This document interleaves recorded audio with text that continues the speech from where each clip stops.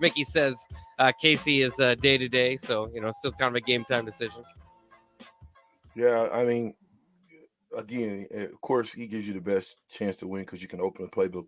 But if he's hurt, I think you want to go with somebody that's 100%. You know, and if you have to, if he has to come in a backup role, I think that gives you a good, um, mix up. If you hold Casey, see what whoever you go with, either Logan or Purdy, and see what they're going to do. If they have success, stick with them. Keep your guy out because you got 3 more games you got to deal with.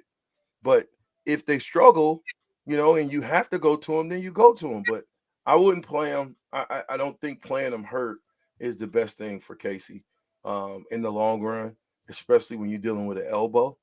And so I just think that we got to be smart with how we handle Casey. I really do. I think we can't be too gun ho to get a win that we put him in a worse position that he already was in, and then you get him hurt, and now you got a bigger issue because now a guy that can come back and help you next year might be nursing an injury come spring, and that's never good.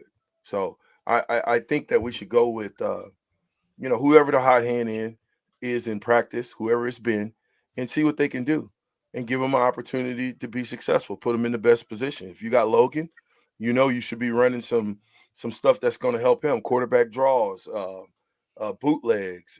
You got to run easy throws. We got to run some slants. You got to run easy throws for Logan so he can get into the game and then take a shot deep. If you got Purdy, I think you still have to run the ball. We have not. We've talked about it.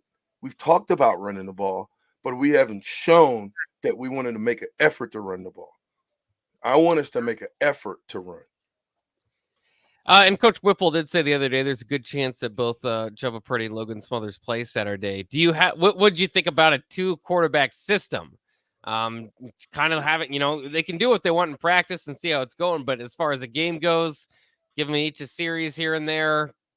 2 quarterback systems usually not a big fan of, but if there's not necessarily a guy in the lead of that group, and to be honest, at least so far, neither of them have jumped out to look that way. I mean, I guess this is a case where I wouldn't hate it until you see maybe who has the advantage against Minnesota. Maybe it's Well, just somebody can play better against Minnesota. I mean, Well, neither guy has been thrown into the fire.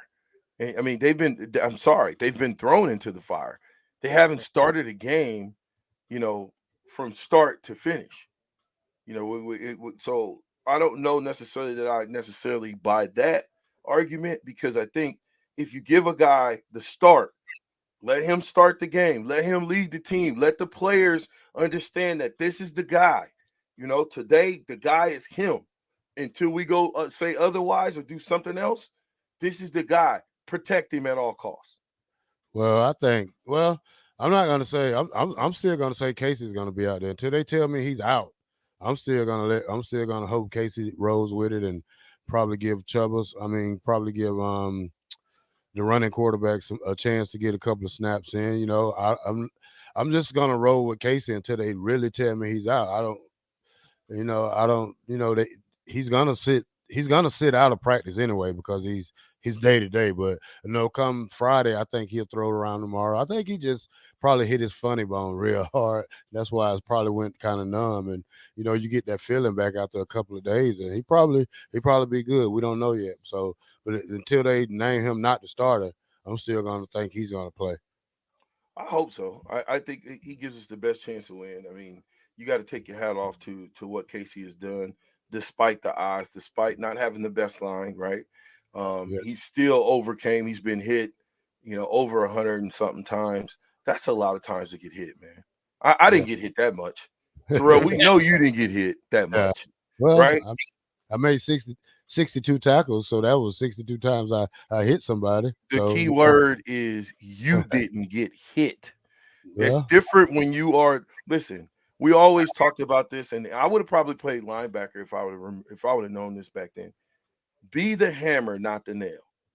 I would much rather be the guy with 10 other guys running around trying to get one guy with the ball than be the guy with the ball that 11 guys are trying to kill.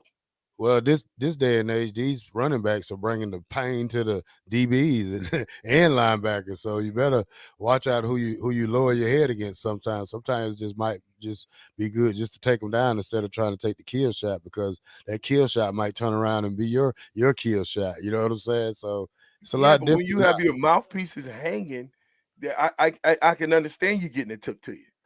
You'll never see. Have you ever seen a running back with his mouthpiece hanging? No, Nah, that's what I'm nah. saying.